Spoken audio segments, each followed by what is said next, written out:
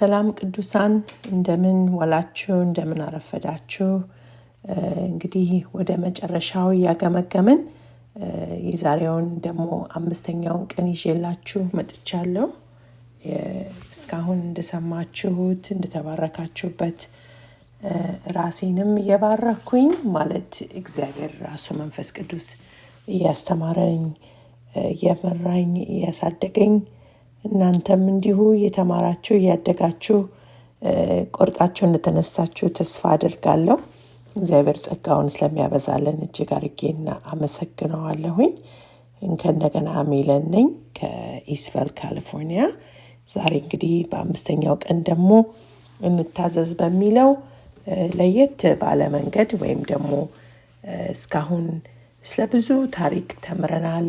ኢየሱስ ክርስቶስም በመጨረሻው ዋናውን ኮሚሽን ወይም ደግሞ ትእዛዝ የሰጠን ከሞቱ በፊት ሞቱ አድርጎ ተመልሶ ሲመጣ ለደቀ መዛሙርቱ የነገራቸውን ትላንትና ተምረናል። ዛሬ ደግሞ ለየት ባለ መንገድ ይህ ሁሉ ትእዛዝ ሲሰጠን ይህን ሁሉ ነገር ታዘን ደግሞ ለማድረግ መቼስ ብቻችንን ልንታገልበት የማይገባ እንደሆነ ሁላችንም እናውቃለን። በየቀኑ በየሰዓቱ እንዴት እንደምንሳሳት እንዴት እንደምንወድቅ ሁላችንም እናውቃለን ብዬ አምናለሁኝ። እኔ በራሴ ማቀው ዛሬ አንድ ቃል ሰምቼ ወይም አንብቤ ስነሳ በቃ ጌታ ሆይ እርዳኝ ማድረግ ፈልጋለሁ ብዬ ሄድና አንድ ሰዓትም ሳይቆይ በዛ ነገር ላይ ስወድቅ ራሴን አገኛለሁኝ። እንዲሁ እሱን ለመታዘዝ ቃሉን ለመጠበቅ ራሱ እንዴት ብዙ የሚፈታተንን ብዙ የሚያወድቅን ነገር እንዳለ ሁላችንም እናውቃለን። እንግዲህ ይሄ ደግሞ ከሆነ የተሰጠንን the greatest commission ለመስበክ ቃሉ ጋር ያለንን ታዘን ለመኖር ብርሃን ለመሆን ጨው ለመሆን ምን ያስፈልገናል ብለን ደግሞ አሁንም ሌላ የምታውቁትን ቃል ነው ይዤላችሁ የመጣሁት። እሱም ዮሐንስ 15 ከቁጥር 1 እስከ 17 ያለውን ዛሬ ደግሞ እንመለከታለን። ግን ይህንን ክፍል እየከፋፈልን እንድናየው ወድጃለሁ። ዛሬና ነገ ይህንን ነው የምንካፈለው። ስለዚህ በራሳችንም አንብበን ከእንደገና መንፈስ ቅዱስ በልባችን የሚነግረንን ለማዳመጥ ተዘጋጅተን እንመጣለን ማለት ነው። በጌታ ስም አነበዋለሁ። በጌታ በኢየሱስ ክርስቶስ ስም አነበዋለሁ። ምዕራፍ 15 ከቁጥር 1 ጀምሬ አነበዋለሁ። እውነተኛ የወይን ተክል እኔ ነኝ፣ አትክልተኛውም አባቴ ነው። እርሱም በእኔ ያለውን የሚያፈራውን ቅርንጫፍ ሁሉ ቆርጦ የማያፈራውን ቅርንጫፍ ሁሉ ቆርጦ ይጥለዋል። ፍሬ የሚያፈራውን ቅርንጫፍ ሁሉ ግን የበለጠ እንዲያፈራ ይገርዘዋል። ከነገርኳችሁ ቃል የተነሳ እናንተ አሁን ንጹሐን ናችሁ። በእኔ ኑሩ፣ እኔም በእናንተ እኖራለሁ። ቅርንጫፉ በወይን ግንድ ካልሆነ በቀር ብቻውን ፍሬ ሊያፈራ አይችልም። እናንተም በእኔ ካልኖራችሁ ፍሬ ልታፈሩ አትችሉም። እኔ የወይን ተክል ነኝ፣ እናንተ ደግሞ ቅርንጫፎች ናችሁ። ማንም በእኔ ቢኖር እኔም በእርሱ ብኖር እርሱ ብዙ ፍሬ ያፈራል። ያለ እኔ ምንም ልታደርጉ አትችሉምና በእኔ የማይኖር ተጥሎ እንደሚደርቅ ቅርንጫፍ ነው። እንዲህ ያሉትን ቅርንጫፎች ተለቅመው ወደ እሳት ይቃጠላሉም። በእኔ ብትኖሩ ቃሎቼም በእናንተ ቢኖሩ የምትፈልጉትን ማንኛውም ነገር ለምኑ ይሰጣችኋልም። ብዙ ፍሬ በማፍራት ደቀ መዛሙርቴ መሆናችሁን ብትገልጡ በዚህ አባቴ ይከብራል ይላል። እስከዚህ ብቻ እናነብና ነገ ደግሞ ከ9 እስከ 17 ያለውን እንመለከታለን። እንጸልይ። ቅዱስና ዘላለማዊ ሆንክ አምላካችን፣ መጠጊያችን፣ መሸሸጊያችን፣ ሁሉ ነገራችን የሆንከው አምላክ ሆይ እናመሰግንሃለን። ወደ ቀን 5 ደግሞ ሳደረስከን ክብር ሁሉ ለአንተ ይሁንልህ ጌታ ሆይ። እያስተማርከን እየመራህን እያነጽከን ጌታ እግዚአብሔር ሆይ እዚህ ደርሰናልና እናመሰግንሃለን። አሁን ደግሞ ጌታ ሆይ ያስተማርከንን በስራ ላይ ለማዋል ጌታ እግዚአብሔር ሆይ ካንተ ጋር እንዴት እንደምንጣበቅ ይህንን በማስተዋልና በጥበብ እንድትሞላን ይህንን ቃልህን ለእኛ ለእያንዳንዳችን በየቤታችን ሆነን በየመንገዳችን ሆነን ለምናዳምጥ ሁሉ በየትኛውም የክርስትና ዘርፍ ውስጥ ላለነው ሁሉ ጌታ ሆይ ካንተ ጋር መጣበቅን ታስተምረን ዘንድ በኢየሱስ ስም ጸልያለሁ። ጌታ መንፈስ ቅዱስ ሆይ በእኔ ውስጥም ሆነ ደግሞ በአንደበቴ ውስጥ ቃትትልኝ ዘንድ ጌታ ሆይ እኔ ምንም አላውቅም፣ አንተ ግን ሁሉን አዋቂ ነህ። በእኔ ውስጥ ሆነህ ግን ጌታ ሆይ መስራት የምትችል አምላክ ነህና በአንተ ታምኜ በአንተ ተመርኩዤ ለእህቶቼና ለወንድሞቼ የሚበቃ ቃል እንዳካፍል ትረዳኝ ዘንድ ለምንሃለሁ። እኔንም ጨምረህ አስተምረኝ በልጅ በኢየሱስ ክርስቶስ ስም አሜን አሜን። ኢየሱስ ጌታ ነው። እሺ እንግዲህ ያው እንደተባባልነው ለማድረግ ብንፈልግ ብንጣጣር በቃ ሁሉን ነገር ብንሞክር በምንም አይነት ዘርፍ ውስጥ ማድረግ መልካም የሆነውንም አገልግሎት ይሁን ወይም ደግሞ ኃጢአት ላለመስራት ወይም ደግሞ ፍሬ ለማፍራት ብርሃን ለመሆን ጨው ለመሆን ብቻችንን ማድረግ እንደማንችል ይህ ቃል ግልጽ አድርጎ ይነግረናል። እውነተኛው የወይን ተክል እኔ ነኝ ይላል። እግዚአብሔር ከቀድሞ ከመጀመሩ በፊት ከማህፀን ጀምሮ ያወቀን ጌታ ቃሉ እንደሚለው እውነተኛ የወይን ተክል እኔ ነኝ የተከልኳችሁ፣ እኔ ነኝ እዚህ እንድታውቁኝ ያደረግኳችሁ ነው የሚለን። እኛ እኮ እህቶቼ ቃሉ እንደሚለው ወደን ወይም ደግሞ ፈልገን አይደለም ጌታን ያገኘ ነው። እሱ ነው ወዶ ፈልጎ ያገኘን፣ ሳንፈልገው የፈለገን፣ ሳንመርጠው የመረጠን፣ ሳንወደው የወደደን ይሄ አምላክ እኛ ዛሬ እዚህ ጋር የተገኘ ነው። ይሄ ፍላጎት በልባችን ሁሉ ያለው የእውነተኛው የወይን ተክል እሱ ስለሆነ ነው። አትክልተኛውም አባቴ ነው ይላል። ሃሌሉያ። እርሱም በእኔ ያለውን የሚያፈራውን ቅርንጫፍ ሁሉ ቆርጦ የማያፈራውን ቅርንጫፍ ሁሉ ቆርጦ ይጥለዋል። ፍሬ የሚያፈራውን ቅርንጫፍ ሁሉ ግን የበለጠ እንዲያፈራ ይገርዘዋል ይላል። እንግዲህ በሕይወታችን ፍሬ የማያፈራ ፍሬ ማለት ምን እንደሆነ ሁላችንም እንግዲህ እግዚአብሔር በገለጸልን መሰረት ኢየሱስ ክርስቶስን የሚያከብር ኑሮ፣ እሱን ደቀ መዛሙርት የሚያደርግ ጸጋ፣ በቃ እሱን መስሎ መኖር ማለት ነው ፍሬ የሚሆነው። በብዙ ነገር ፍሬ ልናፈራ እንችላለን። ግን ጌታ የሚለን እዚህ ጋራ የማያፈራውን ቆርጦ ሊጥለው፣ የሚያፈራውን ደግሞ ቅርንጫፉን ሁሉ ግን የበለጠ እንዲያፈራ ይገርዘዋል ይላል። አያችሁ፣ በክርስትና ኑሮ ሁላችንም ይሄ ነው የሚያስፈልገን። ሁሌ መጸለይ ያለብን ነገር ይመስለኛል። እንዲገርዝልን የማያስፈልገውን ነገር ከሕይወታችን እያወጣ አዲስ ፍሬ እንድናፈራ እሱ እንደሚረዳን ነው እንግዲህ የሚነግረን። የማያፈራ ፍሬ ደግሞ አለ፣ ቅርንጫፍ አለ አይደለ? የምናውቀው ነው ሁላችንም። መቼስ አትክልት ሁሉም ይወዳል መትከል። እኔ በጣም ደስ ይለኛል፣ ግን ብዙ ጎበዝ አይደለሁኝም።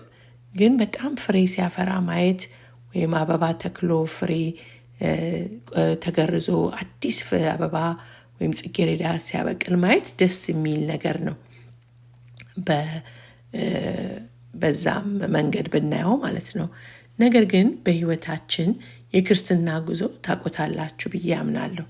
አቤት እንዴት ወደ ላይ ወደ ታች እንደሆነ ሁላችንም የልባችንን እግዚአብሔር ስለሚያውቅ እንደው በትህትና በእውነት ብንነጋገር ብዙ የማያፈራ ነገር አለን። ብዙ የማያፈራ እኛንም ያዳከመን ያታከተን ነገር አለ።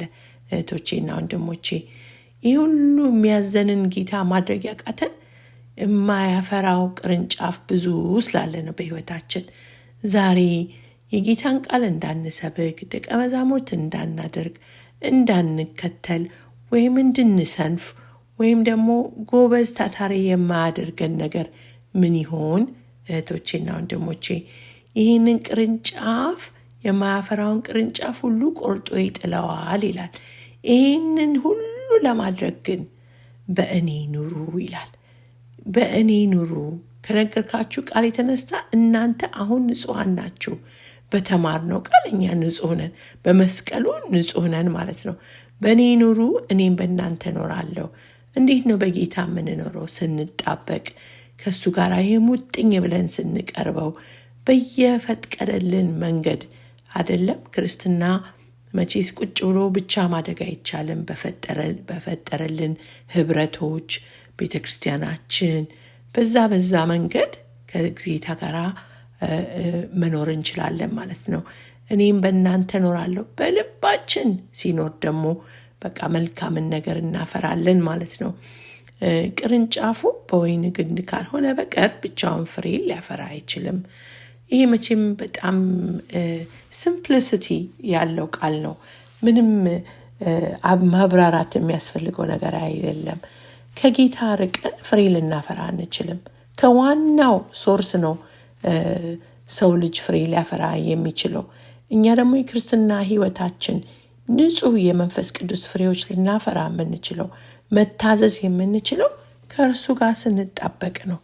በንጽህና መኖር ማለት በየቀኑ በንጽህና እንኖራለን ወይም በቃ ታታሪ ክርስቲያኖች እንሆናለን አይደለም። በእውነት በንጽህና መኖር ወይም ደግሞ ከጌታ ጋር ተጣብቆ መኖር መውደቅና መነሳት ነው። ግን እሱ ያነሳንና ከእንደገና ያሳምረናል። ከእንደገና የሚጣለውን ይጥላል፣ የሚገረዘውን ይገርዝልናል ማለት ነው። ግን ከሱ ስንርቅ በሩቅ ሆነን ስንቀመጥ ማለት ከቃሉ ጋር ሳንጣበቅ፣ በጸሎት ሳንጸና፣ ቤተክርስቲያን ሳንሄድ በቃ የእሱን በዚህ ህይወት ውስጥ መኖር ያለበትን ከክርስቲያኖች ጋር ህብረት ካላደረግን ይህን ነገር ከጌታ ጋር አብረን መጣበቅ አንችልም ማለት ነው። ክርስትና የብቻ ጉዞ እንዳልሆነ ሁላችንም እናውቃለን ማለት ነው። ስለዚህ እሱ የሚጠብቅብን ከእሱ ጋር ተጣብቀን እንድንኖር በዘመናችን ሁሉ ይህን ሁሉ የታዘዝነውን ዋናዎቹን እሱ ያዘዘንን ለመኖር ከእሱ ጋር መጣበቅ አለብን ማለት ነው። እኔ የወይን ተክል ነኝ፣ እናንተም ቅርንጫፎች ናችሁ። ማንም በእኔ ቢኖር እኔም በእርሱ ብኖር እርሱ ብዙ ፍሬ ያፈራል ይላል።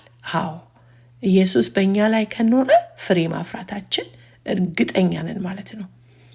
ይህንን በሙሉ የተማርነውን ቃል በሙሉ የተዘራብን ዘር ካበቀለብን ብቻ ነው ይህንን ፍሬ ማፍራት የምንችለው ማለት ነው። ብዙ ፍሬ የምናፈራው እንደሆነ ተነጋገርንባቸው ማለት ነው። ደቀ መዛሙርት ብናደርግ የተሰጠንን ነገር ብናደርግ ፍሬ ያፈራን ማለት ነው አይደለም።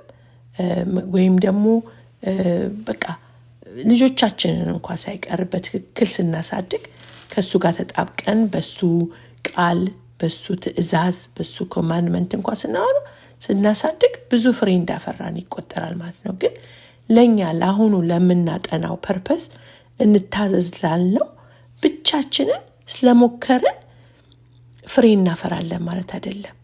ብቻችንን ስለወተን በአብና በወልድ በመንፈስ ቅዱስ ለማስጠመቅ ደቀ መዛሙርት ለማድረግ ከሱ ጋር በሱ ውስጥ በጌታ በእኔ ቢኖር እኔም በእርሱ ብኖር ነው የሚለው። ሃሌሉያ። በእኔ ቢኖር እኔም በእርሱ ብኖር። ጌታ ኢየሱስ ጌታ ነው በእውነት። እኛ እኮ እሱ ሁሌ በእኛ ውስጥ መኖር ይፈልጋል። እኛንን የምንርቀው እንደ ልጆች ያልሆነው እኛንን። እሱማ ሁሌ ይሸናል፣ ሁል ጊዜ ይፈልገናል። ግን እሱ እኛ ብንፈቅድለት በእኛ ውስጥ መኖር ይፈልጋል ማለት ነው። he's a gentleman ይላል ብዙ ሰው። አንዳንድ የሚያስጨንቅ እግዚአብሔር ልጁን አንደኛ ልጁን ልኮ ለኛ ለዘላለም ሕይወት እንዲኖረን ካደረገ በኋላ በቃ በጣም አለቃ ወይም ደግሞ በቃ ሊያዘን ይችላል። ይህን ካላደረጋችሁ ይለናል። ግን እሱ ቁጭ ብሎ የኛን ፈቃድ የሚጠብቅ አምላክ ነው ያለን። የሚያስጨንቀን ወይም ደግሞ በቃ የሚጎተጉተን አይደለም። በእርግጥ ጌታ ዓላማውን ሊፈጽም ሲል በአንድም በሌላም ነገር ሊናገር ይችላል። ግን በግድ ደግሞ በልባችን ውስጥ አይመጣም። አንዳንድ ሃይማኖት ውስጥ ያለ ሰው በጣም ብዙ ትእዛዝ የሚሰጥ ሃይማኖት አለ። በዚህ ካላደረጋችሁ፣ በዚያ ካላደረጋችሁ የሚል አለ እና ግን እግዚአብሔርን የሚከተል ግን እሱ ራሱ ስንፈቅድለት ነው የሚገባው። በልባችን ስንጠራው በንጹህ ሀሳብ ሆነን ተሰብስበን እሱን ስንፈልገው እሱ በእኛ ላይ የሚኖር ዝግጁ ነው ማለት ነው። ያለ እኔ ምንም ልታደርጉ አትችሉም ብሏል። በእኔ የማይኖር ተጥሎ እንደሚደርቅ ቅርንጫፍ ነው። እንዲህ ያሉት ቅርንጫፎች ደግሞ ተለቅመው ወደ እሳት ይጣላሉ፣ ይቃጠሉማል ይቃጠላሉም ይላል። እና ይሄ ደግሞ የሚናገረው አሁን እኛ ለመመስከር ስንወጣ የጥሩምባችን ልንነፋ ስንወጣ ሃሌሉያ እኛ ካለሱ ምንም ማድረግ አንችልም። ጸጋውን ካላበዛልን፣ ምሕረቱን ካላበዛልን በብቻችን የምንወጣው ነገር አይደለም። የፈለገ ብንጥር የፈለገ ብንፈልግ እግዚአብሔር ካልፈቀደልን፣ እግዚአብሔር መንገዱን ካላዘጋጀልን፣ የሱ ነገር በልባችን ካልተቀመጠ፣ እኛ በሱ ውስጥ ካልኖርን ይህንን ነገር ምንም እኮ ነው የሚለው አይገርምም? ያለ እኔ ምንም ልታደርጉ አትችሉምና። ሃሌሉያ ያለ እኔ። ይሄ ለእኔ መመርኮዣዬ ነው ማለት ነው። በእውነት እግዚአብሔር ሁላችንም እንደምንለው እረኛዬ ነህ፣ መሸሸጊያዬ ነህ እንለዋለን። ሁሉ ነገራችን እሱ ነው። በሱ ብቻ ነው ምንም አገልግሎት ጀምሮ፣ ጸሎት ጀምሮ፣ ቃሉን ማንበብ ጀምሮ፣ ህብረቱን ጀምሮ፣ ቤተ ክርስቲያን መሄዱን ጀምሮ ሁሉ ነገር ካለሱ ምንም ልናደርግ አንችልም ማለት ነው። ስለዚህ የመልካሙንም ነገር አንዳንድ ጊዜ ጠላት ያታልለናል። በራሳችን የምናደርግ ይመስለናል። በራሳችን ጉልበት፣ በራሳችን ማይት፣ በራሳችን እውቀት የምናደርግ ይመስለናል። ግን እሱ መውደቂያው በጣም ቅርብ ነው ማለት ነው። ካለሱ እንዳንወጣ ይዘን የምንወጣው የእግዚአብሔርን ቃል ይዘን የምንወጣው መንፈስ ቅዱስን መሆን አለበት ማለት ነው። በእኔ የማይኖር ተጥሎ ነው እኮ የሚለው። ተጥሎ ከዚህ ከቅርንጫፉ ሲወጣ ይጣላል ማለት ነው። ከዛ ደግሞ ምን ይሆናል? ይቃጠላል ማለት ነው። ሃሌሉያ።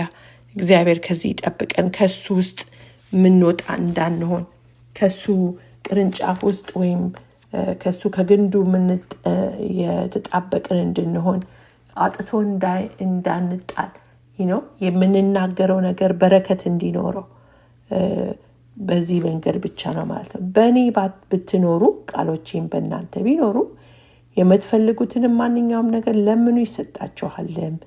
ብዙ ፍሬ በማፍራት ደቀ መዛሙርቴ መሆናችሁን ብትገልጡ በዚህ በአባቴ ይከብራል ይላል። ስለዚህ እኛ ዛሬ ደቀ መዛሙርት ለማድረግ ስንወጣ በሱ ቃሉ በልባችን ሆኖ እንደምንፈልገው በልባችን እንደመጣ የእግዚአብሔር መንፈስ እንደገለጸልን የፈለግነውን ብንለምነው ይህንን እኔ በእውነት እፈልገዋለሁ ላለው። እናንተም ይህንን ነገር ማድረግ የምትፈልጉ ከሆነ ወጥታችሁ መመስከር፣ ደቀ መዛሙርት ማድረግ፣ ያዘዘን ትእዛዝ ላይ ለመቀመጥ፣ አገልግሎት ላይ ለመቀመጥ፣ ሁሉ ነገራችን የእግዚአብሔርን ቃል ይዘን እንድንወጣ በሱ እንድንኖር ቃሉን በልባችን እንዲኖር ይህንን ብንለምን ይሰጠናል ማለት ነው። ማንኛውንም ነገር ለምኑ ይሰጣቸዋል። ማንኛውንም ነገር ሃሌሉያ። እንኳን የመንፈሳዊ ህይወታችን እንዲያድግ ለሱ ደቀ መዛሙርትን እንድናበዛ ቀርቶ ለስጋችንም በእውነት የሚያደርግ አምላክ ነው። ለሚያስፈልገን ነገር ሁሉ ታማኝ የሆነ አምላክ ነው። ስለዚህ ብንታዘዘው፣ ይሄ ቃሉን በልባችን ብናስቀምጥ፣ ከሱ ጋር ብንቀመጥ፣ ከሱ ጋር ልባችን ቢጸና እህቶቼና ወንድሞቼ ከዚህ በላይ ፍሬ ማፍራት እንችላለን ማለት ነው። የሚገርመው ይሄ ሁሉ ነገር ሲያያዝ መጨረሻ ምንድን ነው? ብዙ ፍሬ በማፍራት ደቀ መዛሙርቴ መሆናችሁን ብትገልጡ በዚህ አባቴ ይከብራል ይላል። ሃሌሉያ። እኛ እኮ ደቀ መዛሙርት ሆነን ነው ሌላ ሰው ደቀ መዛሙርት ማድረግ የምንችለው። እኛ ደቀ መዛሙርት ሳንሆን፣ እኛ ፍሬ ሳናፈራ ሌላ ደቀ መዛሙርት ማምጣት አንችልም ማለት ነው። ሁሉ የምናደርገው ሁሉ መምጫውን ይሁን የምንመሰክረው ህዝባችንን ወይም ደግሞ አለቆቻችንን፣ ዘመዶቻችንን፣ ጓደኞቻችን ሁሉ ወደዚህ ምህረት ወደዚህ ጸጋ የምናመጣው ለምንድን ነው? የመጨረሻው ነገር ኦፍኮርስ ዘላለም ህይወት እንዲኖራቸው ነው። ከዛም ደግሞ አባቴ ይከብራል ይላል። አባቴ ይከብራል። ሁሉ ተጠቅልሎ ይሄ ስብከት ይሁን፣ ይሄ መዝሙር ይሁን፣ ይሄ አገልግሎት ይሁን፣ ይሄ ምን ይሁን በጌታ ፊት ስራችን ራሱ ልጆቻችንን ማሳደግ፣ ትዳራችንን መያዝ፣ እያንዳንዱ ነገር ተጠቅልሎ ለሱ ክብር ይሁንልን። ሃሌሉያ! ለሱ ክብር ይሁንልን። እህቶቼና ወንድሞቼ እሱን ካላከበረ ለእኛም በረከት አይሆነውም ማለት ነው። ነገ ደግሞ በሁለተኛው ከ9 ጀምሮ እስከ መጨረሻ ያለውን እስከ 17 ያለውን እስከ መጨረሻ ሳይሆን እስከ 17 ያለውን እንመካከራለን ወይም እንማራለን ማለት ነው። ይህን ሁሉ ለማድረግ እግዚአብሔር ደግሞ ስለሚያግዘን ይህን ደግሞ ከኔ ጋራ ሁኑ ሁሉ ነገር ይሆንላችኋል ያለንን አምላክ እንደ ቃሉ ደግሞ እንመጣለን ማለት ነው። ይህንን የሰማነውን ይባርክልን። ይህንን ጸሎት እንድንጸልይ ሁላችንም በየቤታችን ሆነን እግዚአብሔር መንፈስ በልባችን እንዲያስቀምጠው በእውነት እጸልያለሁ። ሃሌሉያ! እግዚአብሔር የተባረከ ይሁን። እንጸልይ። አባት ሆይ አመሰግንሃለሁ፣ አከብረሃለሁ፣ ከፍ አድርገሃለሁ። በእኔ በትንሿ አንደበት ደግሞ ጌታ ሆይ በእውነት አንተ ብቻህን ትናገር እንደጋበዝንህ እንድትናገርክ ስላወቅን እናመሰግንሃለን። ከአንተ ጋር መጣበቅ እንፈልጋለን። እግዚአብሔር ሆይ ደቀ መዛሙርት መሆን እንፈልጋለን። አንተ በእኛ ህይወት እንድትከብር እንፈልጋለን። እግዚአብሔር ሆይ ከግንዱ ጋር ታጣብቀን ዘንድ ለምንሃለሁ። የምናፈራ ፍሬ አፍርተን ሰውን ጌታ እግዚአብሔር ሆይ የሚለውጥ እግዚአብሔር ሆይ የምንሆን እንጂ እግዚአብሔር ሆይ የደከመን ክርስቲያኖች አታድርገን እባክህ ጌታ ሆይ። በየቀኑ ጌታ ሆይ የሚመጣ ጌታ ሆይ ያንተ ፍቅር ያንተ ሰላምን የምናባዛ እንድንሆን እርዳን ጌታ ሆይ። ደግሞ በተሳሳትንበት እግዚአብሔር ሆይ በማይሆን ፍሬ ውስጥ ለገባንበት በአንተ ሳንኖር ጌታ ሆይ እንደሚደንቅ ቅርንጫፍ ነው እንዳለው ቃለ ጌታ እግዚአብሔር ሆይ እያንዳንዱ አንተን የማያከብር ቅርንጫፍ ከኛ ታስወግድ ዘንድ ልባችንን እንሰጥሃለን። ፈቅደንልሃል ጌታ ሆይ። መለወጥ እንፈልጋለን። መንግስትህና ጽድቅህን ማስፋት እንፈልጋለን። ደቀ መዛሙርቶችን ማፍራት እንፈልጋለን። እግዚአብሔር ሆይ መታዘዝ ብቻ አንተ እንደምትለን መታዘዝ እንፈልጋለንና ትረዳን ዘንድ በኢየሱስ ክርስቶስ ስም ጸልያለሁ። ይህንንም ጌታ ሆይ እንደ ታማኝነት ስለምታረግልን ጌታ ሆይ ከአንድ ወደ አንድ ቦታ ደግሞ ልታሸጋግረን ስለወደድክ እጅግ አድርጌ አመሰግንሃለሁ። አንተ ብቻህን ይህን ስለምታረግ አመሰግንሃለሁ። ረዳት ስላላስፈለገ ተመስገን። እግዚአብሔር ሆይ ቀናችንንም ለይታችንንም ቢሆን አንተ ባርከን። ለነገም ደግሞ ለመጨረሻው ቀን ጌታ ሆይ ጸጋህን ታበዛልን ዘንድ በኢየሱስ ክርስቶስ ስም ጸልያለሁ። አሜን። ኢየሱስ ጌታ ነው። ተባረኩ።